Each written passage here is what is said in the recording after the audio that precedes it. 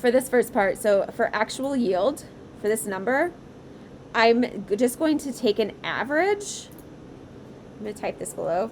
An average of the individual yields. Let me just wrap the text so that y'all can see that. Okay, so this is just an average of the individual yields. So for mine,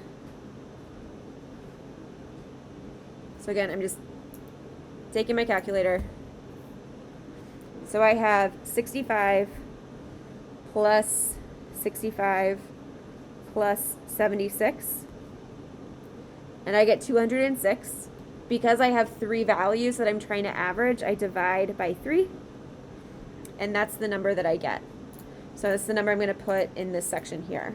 So 68.67 is my actual yield for milliliters of carbon dioxide. Okay, so this next one is actual yield for moles of carbon dioxide. So for this one, and again, let me just wrap the text. So for this one, you need to convert, actual yield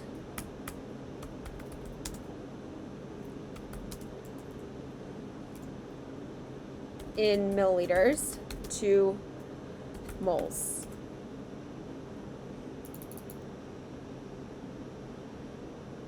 So convert CO2 actual yield to CO2 moles. Okay. So for this, I am going to use my map. And just to start this off,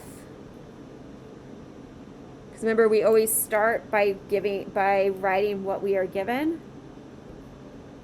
So I'm just copying down the 68.67 milliliters of CO2.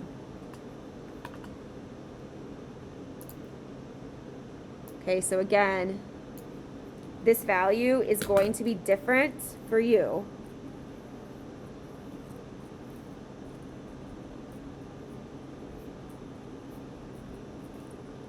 Okay, so you're going to put whatever your average for milliliters of baking soda, you're going to put whatever your average was for that. Okay, so that's divided by 1. Before I even look at my map, I have milliliters of carbon dioxide here, so I know that I'm going to put milliliters of carbon dioxide here without even looking at anything, okay? All right, so now I look at my map, and I'm looking for milliliters of carbon dioxide, and I find that right here. I'm trying to go to moles of carbon dioxide, which I find right here. So do we see how there's only one arrow in between? So I only need to use one conversion factor. Okay. Now the question always is, what am I going to put on top? What am I going to put on the bottom? Because I've already written this out, I know that my 1 is going to go here at the bottom. Okay. And I know that this other number is going to go at the top. So 0 point and then 4 zeros, 4.5 mole of CO2. Okay. But do you see how making sure that I immediately write down that unit, it guides me on my next step? Okay. So then again, as I'm solving this,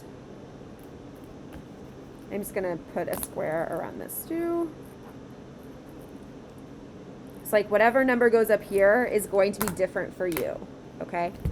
All right, so when I'm doing this math, I want to solve everything in my numerator, and then I solve everything in my denominator, and then I divide down.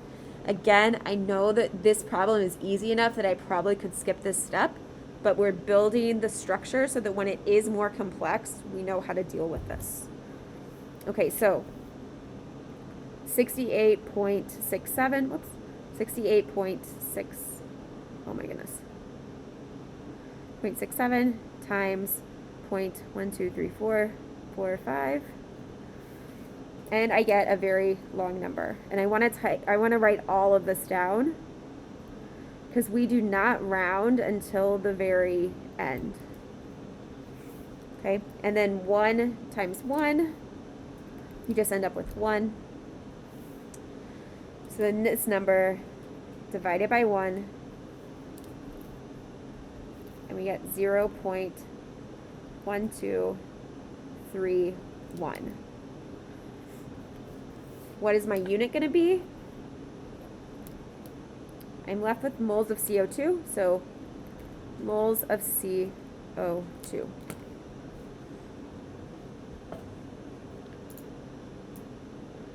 And then that's what I'm going to type in this box right here. So 0.0031.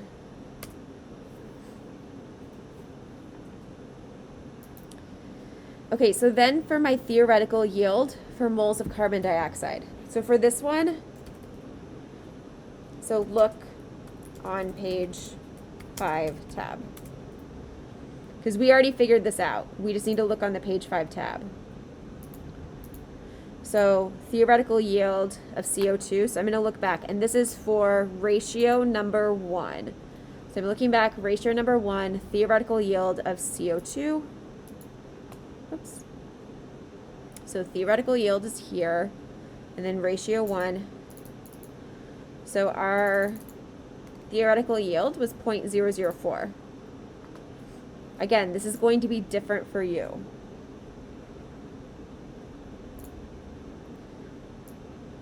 I think what I did, I just edited that goofy.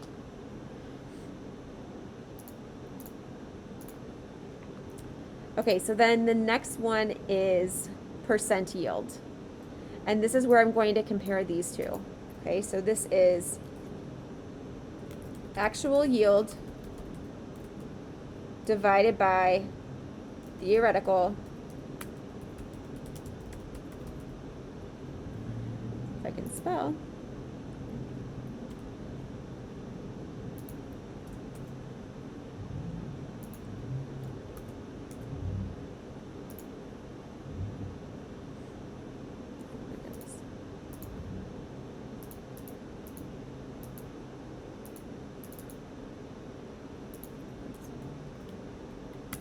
So actual yield times theoretical yield times 100. Okay. So I'm just gonna, go back to this. So actual yield divided by theoretical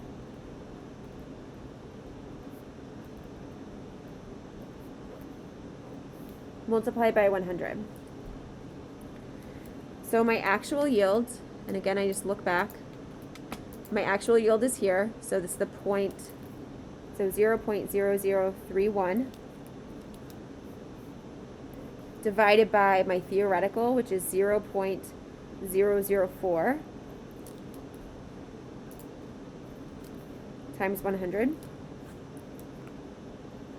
So again, I'm just going to get my calculator.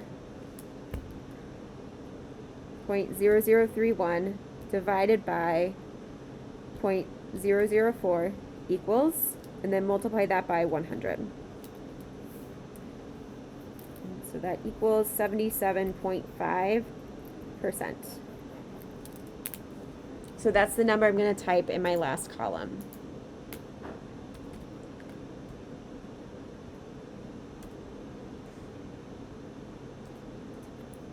So what that means is that I could have produced 0.004 moles of CO2, but I only produced 77.5% of what I could do.